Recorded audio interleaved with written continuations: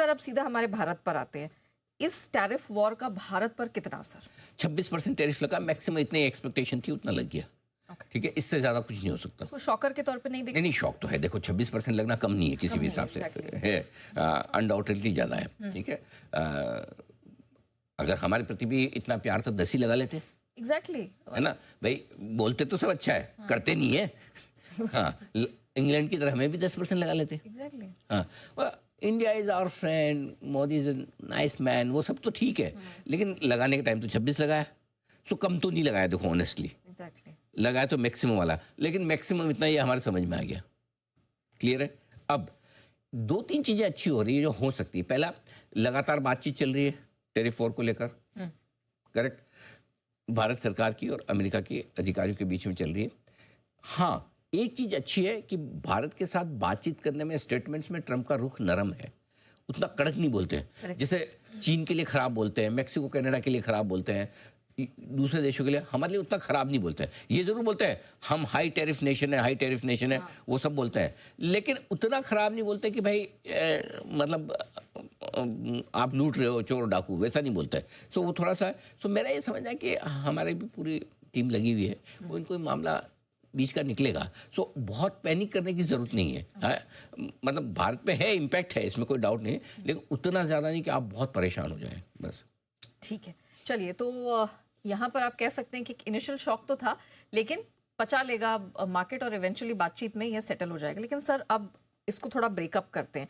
जिस तरह का टैरिफ लगाया है और हमारा जो उनके साथ एक्सपोर्ट इम्पोर्ट रिलेशनशिप है, क्या पॉजिटिव, क्या नेगेटिव, क्या न्यूट्रल? अगर पॉजिटिव से शुरुआत करें तो मुझे पता है आप हमेशा पॉजिटिव से ही करवाती है शुरुआत, तो आप पॉजिटिव से ही करेंगे। और सबसे बड़ा पॉजिटिव अगर किसी एक सेक्टर को लेकर है जो भारत पर पड़ने वाला, तो वो है फार्मा। क्योंकि फार्मा को उन्होंने छोड़ दिया, फार्मा पर कोई टैरिफ नहीं लगाया। भारत से जो भी एक्सपोर्ट की जाती है दवाइयाँ, उस पर अमेरिका में कोई टैरिफ नहीं लगेगा। और ये भारत के फार्मा सेक्टर के लिए बहुत बहुत बहुत बड़ी इंपॉर्टेंट चीज़ है।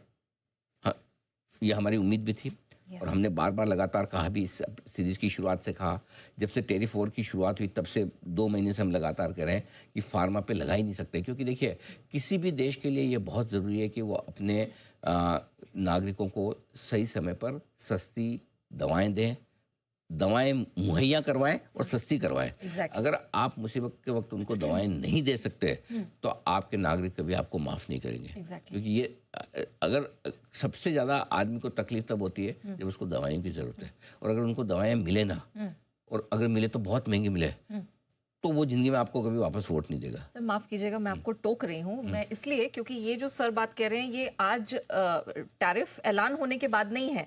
सीरीज की शुरुआत से पहले ही सर ने कहा था कि सेक्टर ऑफ द मंथ बन के उभरेगा, सेक्टर ऑफ द सीरीज बन के उभरेगा।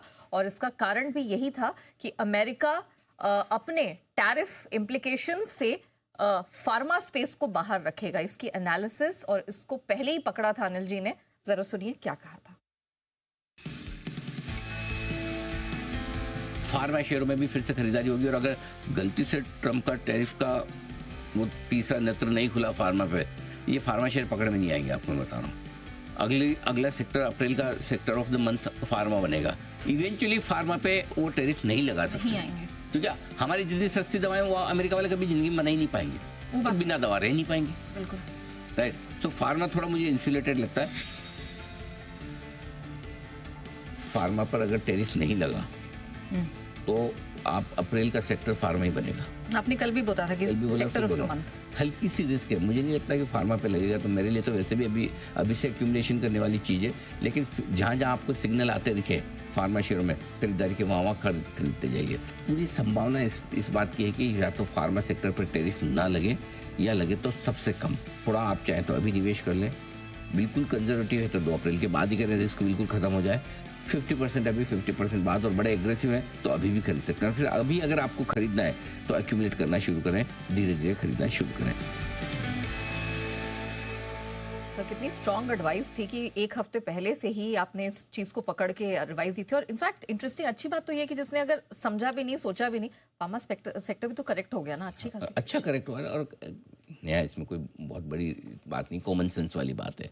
हमने ऐसा नहीं कि हम कोई फॉरेन पॉलिसी के जानकार हैं या टेरिफ वॉर के जानकार हैं, ऐसा कुछ भी नहीं है। लेकिन कई बार क्या होता है कि आपको बहुत बड़ी चीज़ समझने के लिए ज़्यादा दिमाग लगाने की ज़रूरत नहीं है, ज्ञान की ज़रूरत नहीं है, आप कॉमन सेंस से भी कर सकते हैं। एंड कई बार लोग बोलते हैं common sense is most uncommon thing among people, है ना। तो वो छोटी चीज़ आपकी, क्योंकि देखिए सिंपल सी चीज़ है, नहीं अफोर्ड कर सकती अमेरिका की जनता महंगी दवाएं हैं या दवाएं ना मिले। अच्छी बात क्या है, टैरिफ के ऐलान के पहले इस साल जनवरी से लेकर अब तक ऑलरेडी फार्मा शेयर 12 से 17% गिर चुके हैं, तो ऑलरेडी कमज़ोर हो चुके हैं। तो मजे की बात है, टैरिफ में जाने के पहले कमज़ोर दूसरों को होना चाहिए, कमज़ोर फार्मा हुए। करेक्ट। मुझे लगता है आज का भी और इस पूरी सीरीज़ का सेक्टर जो स्टार सेक्टर है वो फार्मा ही रहेगा। कोई बड़ी बात नहीं अगर आज सेक्टर 4-5% जंप मारे, 4 से 5% फार्मा सेक्टर में आज तेजी बने तो मुझे आश्चर्य नहीं होगा। सबसे ज़्यादा फ़ायदा किसको होगा, मैं आपको 4-5 नाम बता दूँ। Aurobindo pharma number 1, doctor Lupin, Zydus life, gland pharma, इनके 35 से 50% इनका रेवेन्यू अमेरिका से आता है। ये सारे स्टॉक आज आराम से 5 से 10% मिनिमम चलने चाहिए, 5 से 10%। इसके अलावा आपको डिवीज टाइप के पसंद आते हैं जो मुझे ऑल टाइम फेवरेट है, वो सारे भगेंगे। तो मुझे लगता है 5-10% या इससे भी ज़्यादा की उछाल इनमें सब में होने वाली, तलवार लटकी हुई है। अब कई लोग कह सकते हैं कि बाद में फार्मा पे करें, मोल भाव करेंगे, मोल भाव करने दो, कोई दिक्कत नहीं है, मोल भाव करने में कोई दिक्कत नहीं है।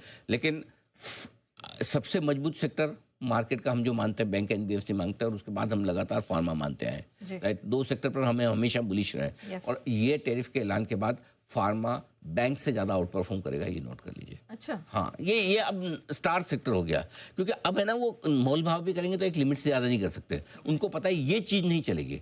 बाकी चीज़ों पे आप स्टील महंगा हो तो आप एक बार काम चला सकते हैं, आप जिंदा रहेंगे। हाँ, ये तो क्या डायरेक्टली मतलब है ना, आपको जाके दवा खरीदनी है, एग्जैक्टली डायरेक्ट इम्पैक्ट आता है। मतलब आप घर बना रहे हैं, आपको स्टील की विंडो बनानी है, वो इनडायरेक्ट है ना।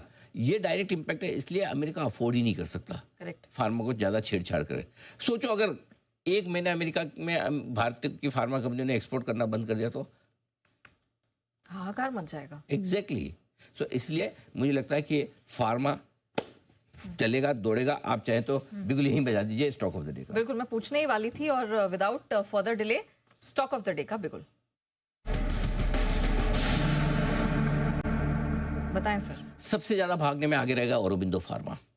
खरीदें 1150 के स्टॉप लॉस के साथ, 1220, 1250, 1275 के बड़े बहुत बड़े टारगेट के लिए ये 10% तक के टारगेट दिए मैंने। डॉक्टर मेरे ख्याल से 5-7% तो मिनिमम चलना चाहिए, ये भी 4-5% में कोई बड़ी बात नहीं। 1130 के स्टॉप से खरीदें, 1180, 1200, 1220 के टारगेट के लिए। ल्यूपिन 2000 के स्टॉप लॉस से खरीदें, 2100, 2120, 2150 के टारगेट इनके लिए भी। इवेंचुअली ये टारगेट आज से लेके पूरे सीरीज के लिए आज से आपको बड़े टारगेट मिलेंगे। तो अब ये बायोन डिप हो गया आपका फार्मा, क्लियर कट। ऑलराइट, चलिए, तो फार्मा तो हमारा स्टार परफॉर्मर बन गया, लेकिन अब सर